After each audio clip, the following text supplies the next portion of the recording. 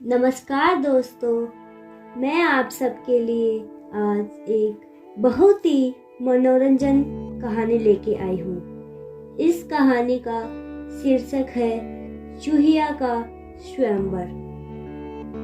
गंगा नदी के तट पर एक धर्मशाला थी। वहाँ एक गुरुजी रहा करते थे। वह दिन भर तप और ध्यान में लीन होकर अपना जीवन यापन करते थे। एक दिन जब गुरुजी नदी में नहा रहे थे, उसी समय एक बाज अपने पंजे में एक चूहिया को लेकर उड़ रहा था। जब बाज गुरुजी के ऊपर से निकला तो चूहिया अचानक बाज के पंजे से फिसलकर गुरुजी की अंजुली में आकर गिर गई। गुरुजी ने सोचा, अगर उन्होंने चूहिया को ऐसे ही छोड़ दिया तो बाज उसे खा जाएगा। इसीलिए उन्होंने चूहिया को अकेला नहीं छोड़ा और उसे पास के बरगद के पेड़ के नीचे रख दिया और खुद को शुद्ध करने के लिए फिर से नहाने के लिए नदी में चले गए। नहाने के बाद गुरुजी ने अपनी शक्तियों का इस्तेमाल करके चूहिया को एक छोटी लड़की में बदल दिया और अपने साथ आश्रम ले गए। गुरुजी ने आश्रम पहुंचकर सारी बात अपनी पत्नी को बताई और कहा कि हमारी कोई संतान नहीं है, इसीलिए इसे ईश्वर का वरदान समझो और स्वीकार करो। इसका अच्छे से लालन पालन करो। फिर उस लड़की ने स्वयं गुरुजी की देखरेख में धर्मशाला में पढ़ना लिखना शुरू कर दिया। लड़की पढ़ने में बहुत होशियार थी। यह देखकर गुरुजी और उनकी पत्नी को अपने बेटी पर बहुत गर्व होता था। एक दिन गुरुजी को उनकी पत्नी ने बताया कि लड़की विवाह योग्य हो गई है। तब गुरुजी ने कहा, यह विशेष बच्ची एक विशेष पति की हकदार है। अगली सुबह अपनी शक्तियों का प्रयोग करते हुए गुरुजी ने सूर्य देव से प्रार्थना की और पूछा, हे सूर्य देव, क्या आप मेरी बेटी के साथ विवाह करेंगे? यह सुनकर लड़की बोली, पिताजी, सूर्य देव पूरी दुनिया को रोशन करते हैं, लेकिन वह असहनीय रूप से गर्म और उग्र स्वभाव के हैं। मैं उनसे शादी नहीं कर सकती। कृपया मेरे लिए एक बेहतर पति की तलाश करें। गुरुजी ने आश्चर्य से पूछा, सूर्य देव से बेहतर कौन हो सकता है? इस पे सूर्य देव ने सलाह दी, आप बादलों के राजा से बात कर सकते हैं।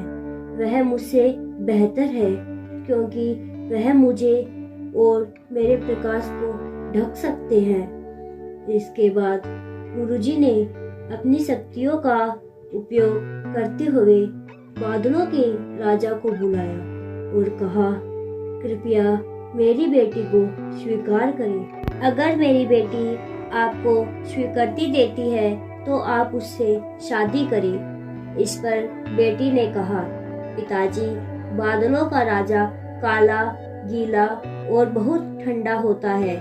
मैं उससे शादी नहीं करना चाहती।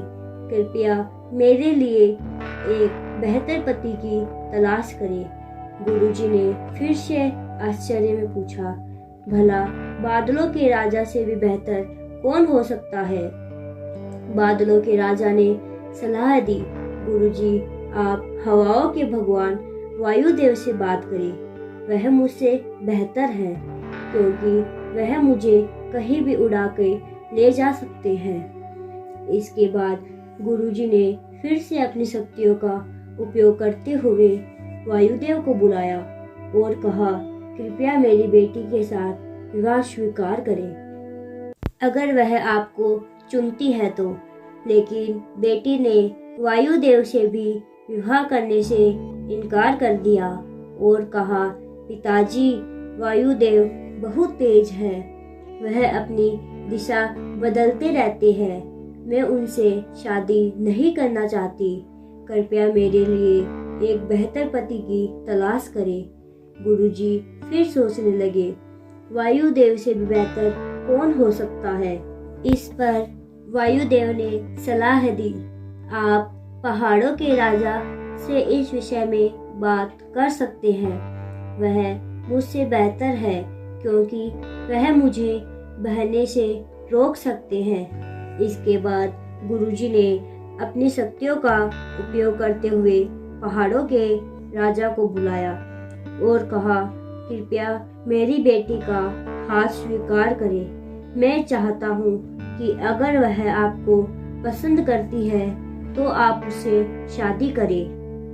फिर बेटी ने कहा, पहाड़ों के राजा बहुत कठोर है, वह अचल है, मैं उससे शादी नहीं करना चाहती। कृपया मेरे लिए एक बेहतर पति की तलाश करें। गुरुजी ने सोचा, पहाड़ों के राजा से भी बेहतर कौन हो सकता है। पहाड़ों के राजा ने सलाह दी, गुरुजी आप चूहे से बात कर सकते हैं, वह मुझसे बेहतर है क्योंकि वह मुझ में छेद कर सकता है। आखिर में गुरुजी ने अपनी शक्तियों का उपयोग करते हुए चूहे के राजा को बुलाया और कहा, कृपया मेरी बेटी का हाथ स्वीकार करें। मैं चाहता हूँ कि आप उससे शादी करें अगर वह आपसे शादी करना चाहे तो। जब बेटी चूहे के राजा से मिली तो वह बहुत खुश होकर शादी के लिए राजी हो गई। गुरुजी ने अपनी बेटी को एक सुंदर चूहिया के रूप में बदल दिया। इस प्रकार गुरुजी की बेटी चूहिया का स्वयंवर संपन्न हो गया। तो दोस्तों, इस कहानी से हमें यह सीख मिलती है, जो जन्म से जैसा होता है उसका स्वभाव कभी नहीं बदल सकता। अगर आपको यह कहानी पसंद आई है तो कमेंट बॉक्स में ज़रूर बताएं। साथ ही लाइक, शेयर एंड सब्सक्राइब करना ना भूलें। धन्यवाद।